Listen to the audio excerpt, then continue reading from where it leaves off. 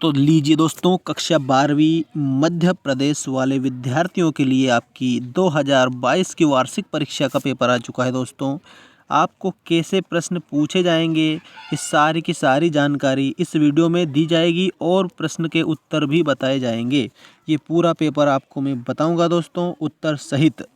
ठीक है, तो चलिए बात करते हैं। हम आपसे एक रिक्वेस्ट करते हैं कि चैनल को सब्सक्राइब नहीं किया है तो चैनल को सब्सक्राइब ज़रूर कर लेना। अगर ये जो पेपर मैं आपको बता रहा हूँ इसका पीडीएफ आपको चाहिए तो इसके लिए मैं अपने टेलीग्राम चैनल की लिंक डाल दूँगा डिस्क्रिप्शन में।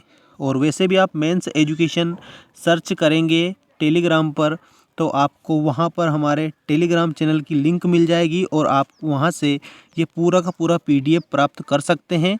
और पीडीएफ आपको मैं दे दूंगा और उत्तर अभी बता रहा हूँ। ठीक, चलिए बात करते हैं। और पूर्णांक 80 है, समय 3 घंटा रहेगा, देख सकते हैं आप। और ऐसा कि ऐसा ही आपको याद रखना है। ये आप स्क्रीनशॉट लेकर भी इसको धर लें अपने पास और याद करना है आपको कि क्या क्या पूछा जाएगा। ठीक, 1 से 5 तक वस्तुनिष्ठ प्रश्न रहेंगे। प्रश्न 6 से 12 तक, 6 से 15 तक 2 अंक के प्रश्न 30 शब्द में लिखना है। इसी प्रकार से 16 से 19 तक 3 अंक के प्रश्न 75 वर्ड में लिखने हैं और 20 से 23 तक 4 अंक के प्रश्न 120 वर्ड में लिखने हैं। चलिए बात करते हैं पहले प्रश्न से और उत्तर सहित मैं आपको बताऊंगा। कक्षा 12वीं वाले ध्यान देंगे सभी। पहला सही विकल्प देखिए, है ना, आपका 6 अंक का रहेगा। ये 6 प्रश्न है इसमें। भक्तिन सेवक धर्म में स्पर्धा करती थी, तो इसका करेक्ट आंसर आएगा हनुमान। दूसरा प्रश्न देखिए, चोखे के गीले होने का भावार्थ है। चोखे के गीले होने का जो भावार्थ है वातावरण में नमी। ठीक है, अगला देखिए, सिल्वर बेंडिंग से अभिप्राय है रजत जयंती। ठीक है, क्या याद रखेंगे आप, सिल्वर बेंडिंग से अभिप्राय है रजत जयंती। विज्ञान के क्षेत्र में काम कर रही भारत की संस्थाएं हैं। विज्ञान के क्षेत्र में काम कर रही भारत की कितनी संस्थाएं हैं, तो 5 संस्थाएं हैं। ठीक है, ध्यान रखेंगे दोस्तों आप, 5 संस्थाएं हैं। चलिए एक बार और बता देता हूँ। पहले में हनुमान आएगा, दूसरे में वातावरण में नमी आएगा, तीसरे में रजत जयंती आएगा और उसके बाद में चौथे में आएगा 5। ठीक है, अब हम बात करते हैं 5वें प्रश्न। देखिए, विभाव अनुभाव व्यभिचारी संयोगाद रस निष्पत्ति ही, इसका अर्थ समझो पहले और उसके बाद में ये समझो कि किसने ये परिभाषा दी है। विभाव अनुभाव और व्यभिचारी भाव के संयोग से रस की निष्पत्ति होती है, ये इसका हिंदी अर्थ है। ठीक है, और ये जो परिभाषा दी है ये रस की परिभाषा है, ये भी आप ध्यान रखेंगे। तो किसने दी है ये परिभाषा आपको बताना है। तो चलिए आपको मैं उत्तर बता रहा हूँ, आचार्य भरत मुनि। आचार्य भरत मुनि ने ये परिभाषा दी थी। ठीक है, अगला देखिए, टेढ़ी खीर मुहावरे का अर्थ है। टेढ़ी खीर मुहावरे का अर्थ है कठिन कार्य। टेढ़ी खीर मुहावरे का अर्थ कठिन कार्य होता है। और हम बात करते हैं अब रिक्त स्थान की। क्वेश्चन नंबर 2, क्वेश्चन नंबर 2 है दोस्तों और इसमें आपको रिक्त स्थान की पूर्ति करना है। 7 अंक का रहेगा। शीरीष का पेड़ अपना रस से खींचता है, किससे खींचता है, वायुमंडल से खींचता है या ओजोन मंडल से खींचता है, तो आप याद रखेंगे दोस्तों वायुमंडल से खींचता है।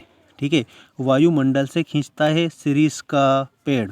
ठीक, चलिए बात करते हैं बगुलों के पंख के रचनाकार कौन हैं। बगुलों के पंख तो आप याद रखेंगे उमा शंकर जोशी। ठीक है, पहले में वायुमंडल, दूसरे में उमा शंकर जोशी, इन्होंने लिखा है बगुलों के पंख। कक्षा 12वीं मध्य प्रदेश 2022 वार्षिक परीक्षा। चैनल को सब्सक्राइब कर लेना, इस प्रकार की अपडेट आपको परीक्षा तक मिलती रहेगी। चलिए बात करते हैं नेक्स्ट। कूटीकरण को भी कहते हैं, क्या कहते हैं, कूटीकरण को एनकोडिंग भी कहा जाता है। आनंदा की पाठशाला से लगती थी, कितनी बजे से लगती थी, तो 11 बजे से लगती थी। अच्छे विद्यार्थी परिश्रमी होते हैं, यह वाक्य है, कैसा वाक्य है, साधारण वाक्य है। गद्य पद्य मिश्रित, जिसमें गद्य भी मिश्रित हो और पद्य भी मिश्रित हो, ऐसी रचना को चंपू काव्य कहा जाता है। तो ये आपको याद रखना है, गद्य पद्य मिश्रित काव्य चंपू काव्य कहलाता है। आधुनिक काल के जनक माने जाते हैं। आधुनिक काल के जनक भारतेंदु हरिश्चंद्र जी माने जाते हैं, भारतेंदु हरिश्चंद्र। अब डायरेक्ट उत्तर देखिए, एनकोडिंग कूटीकरण को कहते हैं। आनंदा की पाठशाला 11 बजे लगती है। अच्छे विद्यार्थी, साधारण मतलब वाक्य, अच्छे विद्यार्थी परिश्रम होते हैं, साधारण वाक्य है। गद्य पद्य चंपू काव्य है और आधुनिक काल के जनक भारतेंदु हरिश्चंद्र हैं। ठीक है, अब इसके बाद में हम बात करते हैं सही जोड़ी बनाइए। ये सही जोड़ी के उत्तर भी आप एक एक नोट कर लेना अपनी कॉपी में, पेन उठा कर बैठना, कॉपी लेकर बैठना और सारे लिख लेना दोस्तों। सेम टू सेम पेपर देखने को आपको मिलेगा वार्षिक परीक्षा में। चलिए बात करते हैं सही जोड़ी बनाइए। पहलवान की ढोलक, तो दोस्तों आपको अच्छे से याद रखना है फणीश्वरनाथ रेणु। पहलवान की ढोलक फणीश्वरनाथ रेणु। हरिवंश राय बच्चन, तो हरिवंश राय जो बच्चन है ये आत्म परिचय याद रखेंगे इसमें, आत्म परिचय। अतीत के पाँव, यात्रा वृत्तांत है दोस्तों, अतीत के पाँव है आपका यात्रा वृत्तांत।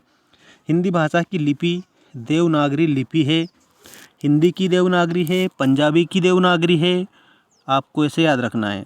और पंजाबी की जो लिपि है दोस्तों वो गुरुमुखी है, पंजाबी की लिपि गुरुमुखी है, ठीक है। हिंदी की और संस्कृत की देवनागरी है, ठीक है। हिंदी संस्कृत की लिपि देवनागरी है, पंजाबी की गुरुमुखी है, अंग्रेजी की रोमन है ना, ऐसे ध्यान रखना है। मराठी की भी देवनागरी है। शब्द गुण देखिए, शब्द गुण इसमें आपको याद रखना है माधुर्य, ओज और प्रसाद। शब्द गुण और काव्य गुण एक ही बात है, माधुर्य, ओज और प्रसाद 3 प्रकार के होते हैं। समाचार लेखन, तो इसमें आप लिखेंगे 6 प्रकार, ठीक है। इसमें 6 ककार दे रखा है, ये प्रा है दोस्तों, ठीक है। तो ऐसे याद रखना है समाचार लेखन 6 प्रकार, इस प्रकार से। तो ये आपकी जोड़ी हो चुकी है, स्क्रीनशॉट ले लीजिए। अब मैं आपको बता रहा हूँ क्वेश्चन नंबर 4। अब ये आप देखिए, ये आपका क्वेश्चन नंबर 4 है। इन प्रश्नों के उत्तर आपको देना है। राजभाषा, राजकीय कार्य में प्रयोग जो भाषा होती है उसको राजभाषा कहते हैं। कविता का पहला उपकरण क्या है? शब्द है। और ये बाकी प्रश्न आपने आपकी बुक में पढ़े ही हैं। यशोधर बाबू ने मैट्रिक की परीक्षा किस स्कूल से पास की थी? मैं पढ़ लिख कर वकील बनूंगा, अछूतों के लिए कानून बनाऊंगा और अछूत को खत्म करूंगा। कथन किसका है बताना है। कविता पंख लगाकर कहाँ कहाँ उड़ सकती है? राजा ने लुट्टन से क्या कहा था? महाकाव्य में किन किन रसों की प्रधानता होती है? ठीक है। अब मैं 5वें प्रश्न में सत्य सत्य आपको बता रहा हूँ, जल्दी से आप लिख लीजिए, याद कर लीजिए। क्रिया की विशेषता बताने वाले शब्द क्रिया विशेषण कहलाते हैं, ये बिल्कुल सत्य है। अगला, शब्द शक्ति 4 प्रकार की होती है, ये असत्य है, ठीक है, असत्य है, क्योंकि शब्द शक्ति 3 प्रकार की होती है, अभिधा, लक्षणा और व्यंजना। सिंधु घाटी सभ्यता में पत्थर और तांबे का प्रयोग होता था, ये बिल्कुल सत्य है, ठीक है। इसमें आप क्या लिखेंगे? सत्य। इसके बाद में लेखन का आशय यांत्रिक हस्तकौशल होता है, ये असत्य है। और इसके बाद में अगला प्रश्न देखते हैं। देखिए अगला प्रश्न आपके सामने है। पाठ, रुबाइयाँ व गज़ल में कवि ने स्वयं को देश पर न्यौछावर कर दिया, तो ये सत्य है या असत्य है? तो दोस्तों इसमें आपको ध्यान रखना है कि ये असत्य है। और उसके बाद में मेरी कल्पना का आदर्श समाज, पाठ के लेखक बाबा साहब भीमराव अम्बेडकर हैं, ये बिल्कुल सत्य है। क्या लिखेंगे इसमें? सत्य। चलिए अब प्रश्न देख लीजिए, 2-2 अंक वाले। इन प्रश्नों को आप स्क्रीनशॉट के माध्यम से कंप्लीट कर सकते हैं, ठीक है। और यही याद करना दोस्तों, आपको वार्षिक परीक्षा में देखने को मिलेंगे प्रश्न। भक्ति ने अपना वास्तविक नाम लोगों से क्यों छुपाती थी? अथवा में परचेजिंग पाव से अभिप्राय। बच्चे किस बात की आशा में नीड़ों से झांक रहे होंगे? रचना के संदर्भ में अंधड़ और बीज क्या है? और सवैया छंद की परिभाषा, भ्रांतिमान अलंकार की परिभाषा, उदाहरण सहित आपको देना है, 2 अंक का रहेगा। इसके बाद में प्रश्न नंबर 9 में आपको अपना उल्लू सीधा करना मतलब होता है स्वार्थ साधना, खाक छानना, ठीक है। इसके अलावा अथवा में शुद्ध वाक्य करने हैं आपको ये दोनों। इसके बाद में 10वें प्रश्न में कहानी उपन्यास में अंतर, नाटक एकांकी में अंतर। 11वें में संचारी भाव, किन्हीं 4 संचारी भावों के नाम, व्यंजना शब्द शक्ति की परिभाषा। 12वें में जूझ कहानी के आधार पर बताइए कि लेखक की माँ ने पाठशाला जाने में सहायता की थी। और मोहनजोदड़ो के घर की कोई 2 विशेषताएं। मोहनजोदड़ो है दोस्तों, याद रखना। फीचर लेखन से अभिप्राय बताना है 13वें क्वेश्चन में। 14वें में भाव पल्लवन करना है। 15वें में छायावाद की विशेषता बताना है और कवि का नाम लिखना है। 2 छायावाद की विशेषता और 2 कवि। उपसर्ग प्रत्यय में अंतर बताना है आपको, ठीक। 16वें प्रश्न में देखिए, फणीश्वरनाथ रेणु अथवा हजारी प्रसाद द्विवेदी का जीवन परिचय, 2 रचनाएं, भाषा शैली, ठीक है। 17वें में देखिए, कुंवर नारायण अथवा रघुवीर सहाय, दोनों में से एक का लिखना है। रचनाएं कोई 2, भावपक्ष कला पक्ष। इसी प्रकार से 18वें में आधुनिक भारत इस शीर्षक पर अनुच्छेद लिखना है। जनसंघ की समस्या पर इस शीर्षक पर डॉक्टर नागरिक का संवाद लिखना है।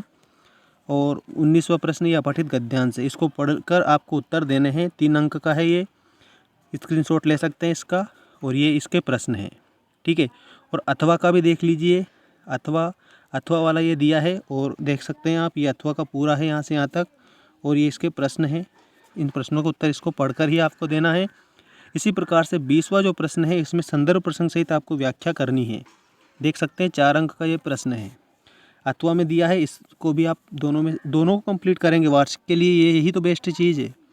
21वां प्रश्न देखिए, ये भी आपका 4 अंक का है। इसमें भी संदर्भ प्रसंग सहित व्याख्या करनी है। कहानी लेखन से और नाटक लेखन से आता है दोस्तों ये। संदर्भ प्रसंग सहित व्याख्या आपको इसको करनी है, ठीक है। और इसके बाद में 21वां प्रश्न हो चुका है। 22वां प्रश्न और 23वां प्रश्न ये लास्ट प्रश्न है। उत्तर पुस्तिका के पुनर्मूल्यांकन हेतु सचिव माध्यमिक शिक्षा मंडल मध्य प्रदेश भोपाल को आवेदन पत्र लिखना है। 4 अंक का रहेगा ये। और अपने मित्र को हायर सेकेंडरी परीक्षा मतलब कक्षा 12वीं की परीक्षा में प्रथम श्रेणी में उत्तीर्ण होने पर बधाई पत्र लिखना है। 4 अंक का ये है। इसके बाद 23वें प्रश्न में 120 शब्दों में निबंध लिखना है। 4 अंक का ये रहेगा। कोरोना लक्षण उपचार, स्वच्छ भारत अभियान। स्वच्छ भारत अभियान की शुरुआत कब हुई थी? 2 अक्टूबर 2014 से, ठीक है। मोदी जी ने की थी 2 अक्टूबर 2019 तक लक्ष्य रखा था, 2019 तक। 2 अक्टूबर 2014 से स्टार्ट हुई थी, ये भी ध्यान रख लेना है। जीवन में कंप्यूटर की आवश्यकता, उत्तम विद्यार्थी, उन्नत राष्ट्र, बालिका शिक्षा का महत्व। तो ये आपका वार्षिक परीक्षा का पूरा मॉडल टेस्ट पेपर मैंने बता दिया, उत्तर सहित बता दिया दोस्तों। ऑब्जेक्टिव के सारे उत्तर बताए हैं। कक्षा 12वीं Madhya Pradesh board of secondary education Bhopal. और आपकी जानकारी के लिए एक और बात मैं बता दूं कि आप लोगों की ब्लूप्रिंट पर आधारित पूरा का पूरा पेपर था ये। सेम टू सेम आपको इसी प्रकार का पेपर आपकी वार्षिक परीक्षा में देखने को मिलेगा। सारे क्वेश्चन इसमें के ही रहेंगे।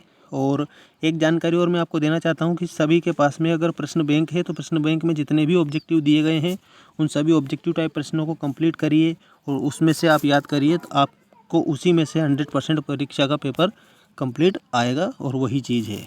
मिलते हैं नेक्स्ट वीडियो में। धन्यवाद।